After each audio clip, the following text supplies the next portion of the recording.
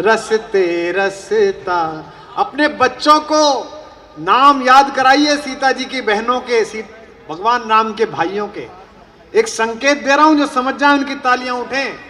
अपने बच्चों को रामायण सुनवाइए, गीता पढ़वाइए, अन्यथा ऐसा ना हो कि आपके घर का नाम तो रामायण हो और आपके घर की श्री लक्ष्मी को कोई और उठा के ले जाए, तब पढ़ रहा।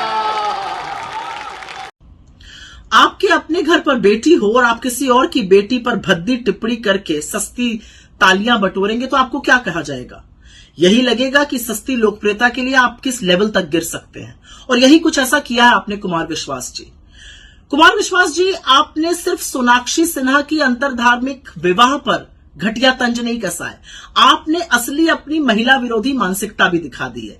आप ही के शब्दों को आपके सामने बोलती हूं। आपने कहा ना, वरना कोई आपके घर की श्री लक्ष्मी को उठा ले जाएगा। ये उठा ले जाने का क्या तात्पर्य होता है? क्या लड़की कोई सामान है, कोई वस्तु है, टेबल पर रखा हुआ गुलदस्ता है जिसको कोई उठा ले जाएगा? ये जो मानसिकता है ना कि जब तक लड़की पिता के घर में उसकी संपत्ति है, जब पति के घर में गई तो उसकी संपत्ति है, ये कब बदलिएगा और ये कब बदलेगी? और ये कितनी घटिया सोच है। विवाह जो है ना, वो बराबरी का रिश्ता होता है। उसका आधार, उसकी नींव परस्पर प्रेम और परस्पर विश्वास होता है। 2024 के भारत में एक लड़की ने अपनी मर्जी से शादी कर ली तो आप उसकी परवरिश पर सवाल उठाने लगे। मतलब 2024 के भारत में एक लड़की को यह हक की आजादी नहीं है कि वो जिसको चाहे उससे शादी कर सके। अब कौन क्या खाएगा, कहां रहेगा, क्या पहनेगा, किसको पूजेगा, किससे प्यार करेगा, किससे शादी करेगा, इसका निर्णय भी धर्म के स्वयंभू ठेकेदार करेंगे। मतलब गजब है।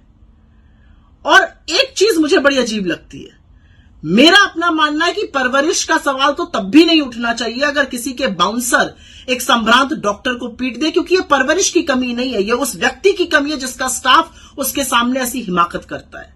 खैर, आपके सर्टिफिकेट की मुझे तो नहीं लगता कि शत्रुघ्न सिन्हा जी को या सोनाक्षी, उनकी जो बड़ी कामयाब बेटी है, उसको कोई जरूरत है। लेकिन 17 साल अपनी उम्र से छोटी लड़की पर इस तरह का तंज कसकर आपने अपनी छोटी मानसिकता दिखा दी। और एक बात याद रखिएगा, प्रभु राम या रामायण या उससे जुड़ा कोई शब्द किसी की बपौती नहीं है। आप तो लोगों को रामायण और गीता पढ़ने की सीख देते हैं और आप ही सोनाक्षी सिन्हा के पति के धर्म से नफरत करने में इतने मशगूल हो गए कि रामायण के मूलभूत को ही भूल गए। आप भूल गए कि रामायण में कितना मधुर अंकित है, सब नर करही परस्पर प्रीति, चलही स्वधर्म निरत श्रुत नीति। अगर आप रामायण का वाकई में अध्ययन करते तो प्रेम को जरूर समझते, आपसी सौहार्द को जरूर समझते, इस तरह की नफरती बात नहीं करते। खैर, आपके अंदर रामकथा वाचक बनने की बहुत लालसा है और होनी भी चाहिए, कोई गलत बात नहीं है इसमें। लेकिन काश आपके अंदर प्रभु राम की रत्ती भर भी मर्यादा और रत्ती भर भी शालीनता होती। आपको कुछ क्षण के लिए थोड़ी सस्ती लोकप्रियता तो जरूर मिली, लेकिन आपका कद जमीन में और धंस गया। और मैं आशा करती हूं कि आपको एहसास होगा आपने गलत किया। आप एक पिता से और उसकी बेटी से माफी मांगिएगा।